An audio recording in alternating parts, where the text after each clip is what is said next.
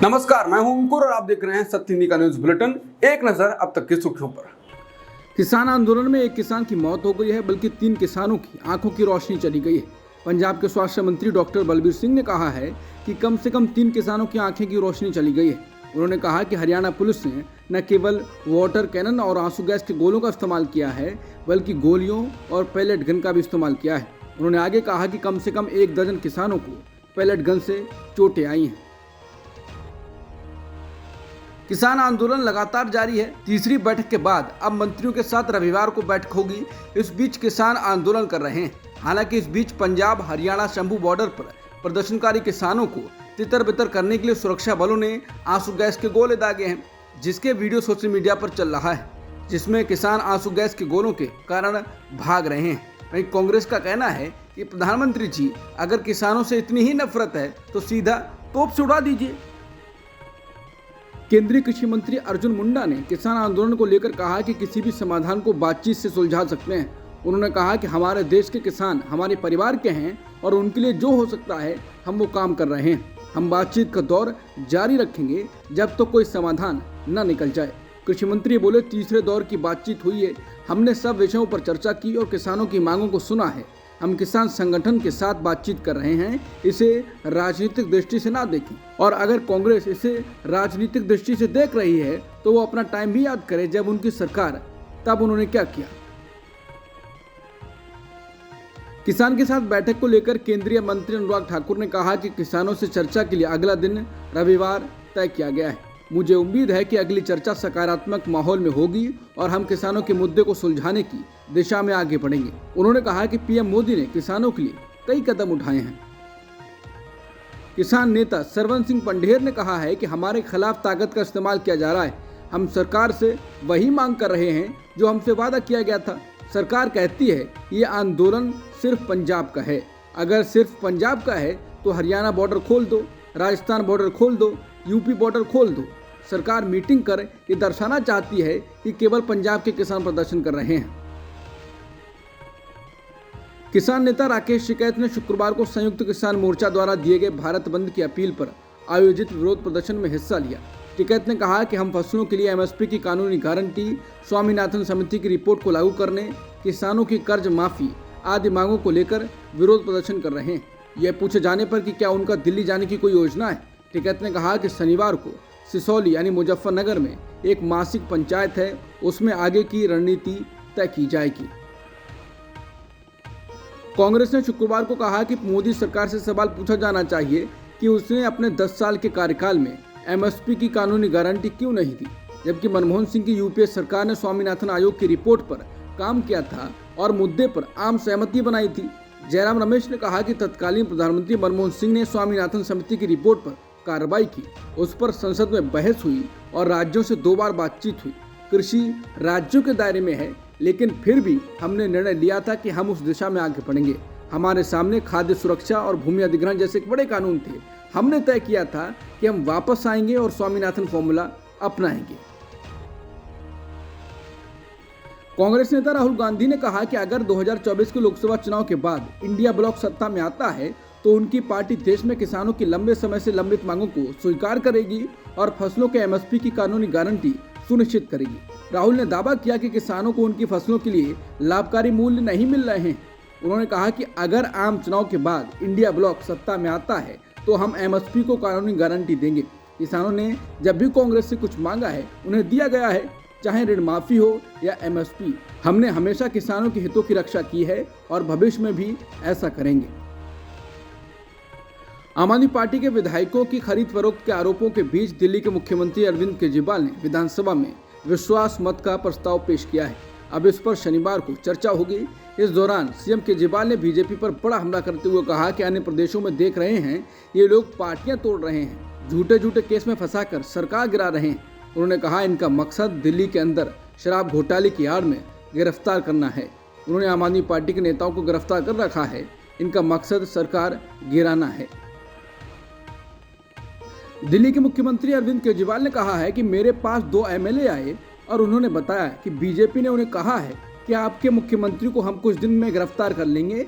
हमने 21 विधायकों से बात कर ली है और औरों से संपर्क कर रहे हैं और उन्हें 25-25 करोड़ का ऑफर दिया और कहा है कि उन्हें अपनी पार्टी से चुनाव भी लड़वा देंगे। केजरीवाल ने कहा कि इन्होंने कई बार ऑपरेशन लोटस की कोशिश की है और इस बार भी हमारे सभी एमएलए से मना कर दिया।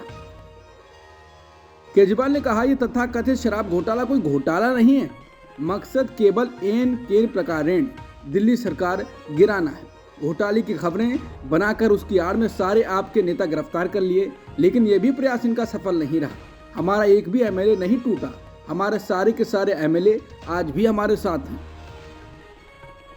प्रधानमंत्री मोदी ने शुक्रवार को कहा कि केंद्र सरकार ऊर्जा के क्षेत्र में एक बहुत ही महत्वपूर्ण योजना की शुरुआत कर रही है। इस योजना का नाम पीएम सूर्य घर है। इस योजना के जरिए निम्न और मध्यम आय वर्ग को हर महीने 300 यूनिट तक मुफ्त बिजली मुहैया करवाना है। उन्होंने कहा कि सरकार की तैयारी हर महीने 300 यूनिट मुफ्त बिजली का इंतजाम करने का है। इसके तहत शुरुआत में देश भर में 1 करोड़ परिवारों को जोड़ा जाएगा। योजना से जुड़े हर परिवार को केंद्र सरकार छत पर सोलर पैनल लगाने के लिए सहायता राशि सीधे उनके बैंक खाते में भेजेगी। इसमें करीब 75,000 करोड़ रुपए खर्च होंगे। राहुल गांधी ने कहा कि इंडिया युवाओं को रोजगार देना चाहता है, वो बेरोजगारी की बीमारी देना चाहते हैं। इंडिया किसानों को एमएसपी से मजबूत बनाना चाहता है, वो मजबूर। इंडिया जातिगत गिनती करना चाहता है, वो सिर्फ राजनीति।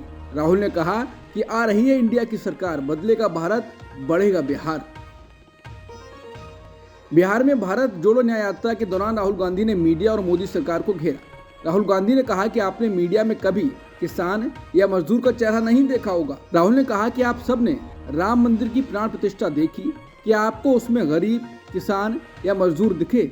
राम मंदिर की प्राण प्रतिष्ठा में हिंदुस्तान के बड़े बड़े अमीर लोग थे, लेकिन वहाँ गरीब, किसान या मजदूर नहीं दिखे। ये अन्याय है। बता दें, राहुल गांधी पहले भी कह चुके हैं कि उनको या गरीब मजदूरों को कभी मीडिया दिखाएगा नहीं, बल्कि वो केवल मोदी को दिखाता है। राहुल गांधी भारत जोड़ो न्याय यात्रा के दौरान बिहार के सासाराम में हैं। तेजस्वी यादव का भी उन्हें साथ मिला है। सासाराम में यात्रा शुरू हुई तो रेड कलर की जीप में राहुल तेजस्वी साथ दिखे। तेजस्वी यादव ने कार ड्राइव की और राहुल गांधी उनके बगल में बैठे। पीछे कांग्रेस नेता मीरा कुमार भी थी। सासाराम में भारत जोड़ो न्याय यात्रा के दौरान राहुल गांधी ने किसानों के साथ बातचीत की। किसानों ने आज भारत बंद का आह्वान किया है।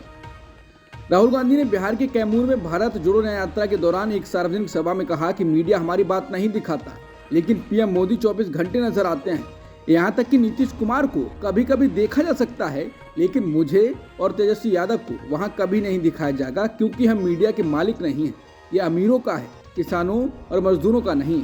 हम उनके विचार सामने रखते हैं, इसलिए हमें मीडिया में जगह नहीं मिलती है। क्या इस लोकसभा चुनाव में प्रचार के लिए कांग्रेस अब अपने खाते से रुपए का इस्तेमाल नहीं कर पाएगी? कांग्रेस के बैंक खातों को लेकर अजीबोगरीब घटनाक्रम चले हैं। कांग्रेस ने शुक्रवार सुबह आरोप लगाया कि पार्टी के सभी खाते फ्रीज यानी बंद कर दिए गए। ये आरोप लगाने के 1 घंटे बाद ही खातों पर से रोक हटा दी गई और ये खाते चालू हो गए। लेकिन बाद में खबर आई कि भले ही खाते चालू कर दिए गए हैं, लेकिन कांग्रेस उन खातों में पड़े रुपए का इस्तेमाल नहीं कर पाएगी। कांग्रेस ने कहा है कि हमारी याचिका पर आयकर विभाग और आईटीएटी ने कहा है कि कांग्रेस को यह सुनिश्चित करना होगा कि 115 करोड़ रुपए बैंक खातों में जमा रहें। ये 115 करोड़ बैंक खातों में अंकित ग्रहणाधिकार हैं। हम इसे 115 करोड़ के अतिरिक्त ही खर्च कर सकते हैं। इसका मतलब है कि 115 करोड़ रुपए फ्रीज कर दिए गए हैं। कांग्रेस ने कहा, विडंबना यह है कि हमारे चालू बैंक खातों में 115 करोड़ रुपए से काफी कम पैसे ही हैं। कांग्रेस ने पार्टी के अकाउंट फ्रीज करने का आरोप लगाया है। इसके बाद बीजेपी नेता और पूर्व केंद्रीय मंत्री रविशंकर प्रसाद ने कहा है कि कांग्रेस के आरोप बेबुनियाद हैं, इनकी हम भर्त्सना करते हैं। उन्होंने कहा कि कांग्रेस अपने लिए पैसे की अच्छी व्यवस्था करती है और भ्रष्टाचार भी करती है, लेकिन हिसाब किताब नहीं करती है। ये एक रूटीन इनकम टैक्स प्रोसेस है। राहुल गांधी ने अब पीएम मोदी से बोला है कि डरो मत मोदी जी, कांग्रेस धन की ताकत का नहीं, जन की ताकत का नाम है। राहुल ने कहा कि हम तानाशाही के सामने कभी ना झुके, ना झुकेंगे। भारत के लोकतंत्र की रक्षा के लिए हर कांग्रेस कार्यकर्ता जी जान से लड़ेगा। पीएम मोदी ने कहा कि कांग्रेस का एक ही एजेंडा है, मोदी को गाली दो। वो विकसित भारत का नाम भी नहीं लेते हैं, क्योंकि मोदी इसके लिए काम कर रहा है। वो मेड इन इंडिया और वोकल फॉर लोकल का समर्थन नहीं करते हैं, क्योंकि मोदी इसका समर्थन करता है। मोदी जो भी करेगा वो उसका उल्टा करेंगे। भले ही इससे देश को नुकसान हो। कांग्रेस का एक ही एजेंडा है, मोदी विरोध, घोर मोदी विरोध। आज हर कोई कांग्रेस छोड़ रहा है, सिर्फ एक ही परिवार नजर आ रहा है। बिहार के पूर्व डिप्टी सीएम और आरजेडी नेता तेजस्वी यादव ने भारत जोड़ो न्याय यात्रा को संबोधित किया और नीतीश कुमार को जमकर निशाने पर लिया। उन्होंने कहा कि आप सभी अच्छी तरह से जानते हैं कि हमारे सीएम कैसे हैं। वो किसी की बात नहीं सुनना चाहते। वो कहते थे मैं मर जाऊंगा लेकिन बीजेपी में शामिल नहीं होऊंगा। हमने तय किया कि हम नीतीश जी के साथ रहेंगे, चाहे कुछ भी हो जाए। हमें बहुत कुछ त्यागना होगा केवल 2024 में भाजपा को हराने के लिए। तेजस्वी ने कहा कि हम लोगों ने एक थके हुए मुख्यमंत्री को नियुक्त किया। बिहार के पूर्व मुख्यमंत्री लालू प्रसाद यादव ने पत्रकारों से कहा कि अगर नीतीश वापस आएंगे तो देखेंगे। पत्रकारों ने लालू से नीतीश को लेकर सवाल पूछा था। इसके जवाब में लालू ने कहा आएंगे तो देखेंगे। जब उनसे सवाल किया गया कि क्या नीतीश के लिए अब भी दरवाजे खुले हैं, इस पर लालू ने कहा कि दरवाजा तो खुला ही रहता है। लालू यादव से आगामी चुनावों और राहुल गांधी के प्रधानमंत्री बनने को लेकर भी सवाल किया गया। लालू ने कहा कि जीतेंगे हम लोग। जब उनसे पूछा गया कि क्या राहुल गांधी पीएम बनेंगे, इस पर उन्होंने कहा उनमें कोई कमी थोड़ी है। पिछले करीब 17 दिनों से संकट से जूझ रहे पेटीएम पेमेंट्स बैंक को आखिरकार आरबीआई से थोड़ी राहत मिली है। रिजर्व बैंक ऑफ इंडिया ने पेटीएम पेमेंट्स बैंक में डिपॉजिट और ट्रांजैक्शन के डेडलाइन को 15 मार्च तक बढ़ा दिया है। बता दें कि इससे पहले आरबीआई ने 29 फरवरी को डेडलाइन तय की थी। नोएडा की जिस रेप पार्टी में यूट्यूबर एल्विश यादव का नाम सामने आया था, अब उस मामले में बड़ा खुलासा हुआ है। रेप पार्टी में मिले सांपों के जहर को FSL रिपोर्ट सामने आई है। इस रिपोर्ट में कोबरा, करैत सहित कई सांपों का जहर पाया गया है। इस मामले में एल्विश यादव का नाम जुड़ा हुआ था। रिपोर्ट सामने आने के बाद अब यूट्यूबर एल्विश यादव की मुश्किलें बढ़ सकती हैं।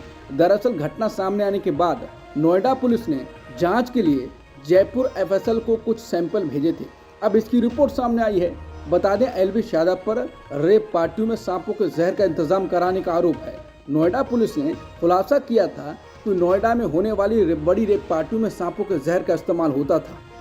रूस के जेल अधिकारियों ने राष्ट्रपति व्लादिमीर पुतिन के आलोचक एलेक्सी नवेल्नी की मौत की जानकारी दी है। वो 47 साल के थे। ऑनलाइन जारी किए गए एक बयान में कहा गया है कि चहलकदमी के बाद नवेल्नी को तबीयत खराब लग रही थी। इसके कुछ देर बाद ही वो बेहोश हो गए और उनकी मौत हो गई। बयान में कहा गया है कि डॉक्टर तुरंत नवेल्नी के पास पहुंच गए थे, लेकिन उन्हें बचाने के सभी प्रयास नाकाम रहे। अमेरिकी राष्ट्रपति जो बाइडेन ने एक बार फिर यूक्रेन की मदद की अपील की है। उन्होंने कहा है कि अगर इस बेहद अहम मोड़ पर यूक्रेन को समर्थन नहीं मिला तो इतिहास में इसे कभी भुलाया नहीं जाएगा।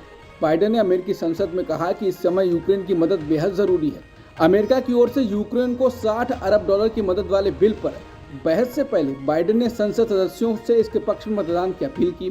बाइडेन ने कहा कि इस बिल का समर्थन करने का मतलब ये है कि आप रूस के राष्ट्रपति व्लादिमीर पुतिन के खिलाफ तन कर खड़े हैं। अगर आप इसका समर्थन नहीं दे रहे हैं तो इसका मतलब ये है कि आप पुतिन के हाथों खेल रहे हैं। इतिहास देख रहा है।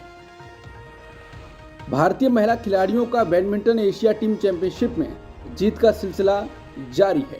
मलेशिया के श्रीलंगर में हो रहे इस मुकाबले में भारत ने ग्रुप स्टेज में टॉप रैंक टीम चीन को हराने के बाद हांगकांग को चौंका दिया है। भारत ने क्वार्टर फाइनल में हांगकांग को 3-0 से हराया है। इस तरह इस चैंपियनशिप में भारत का पहला पदक पक्का हो गया है। इस मुकाबले में भारत की जीत में दिग्गज बैडमिंटन प्लेयर PV सिंधु की अहम भूमिका रही। इंग्लैंड के खिलाफ तीसरे टेस्ट मैच की पहली पारी में भारत की टीम 445 रन बनाकर आउट हो गई। राजकोट में हो रहे इस टेस्ट मैच में भारत की पारी की खासियत रही कप्तान रोहित शर्मा और रविंद्र जडेजा के शतक। रोहित शर्मा ने सर्वाधिक 131 रनों की पारी खेली, जबकि रविंद्र जडेजा ने 112 रन बनाए। अपना पहला टेस्ट मैच खेल रहे सरफराज खान ने भी 62 रनों की आकर्षक पारी खेली। वो दुर्भाग्यपूर्ण तरीके से रन आउट हो गए। अब तक की सुर्खियों में इतना ही। बाकी खबरों के लिए बने रहिए सत्यहिंदी.com के साथ।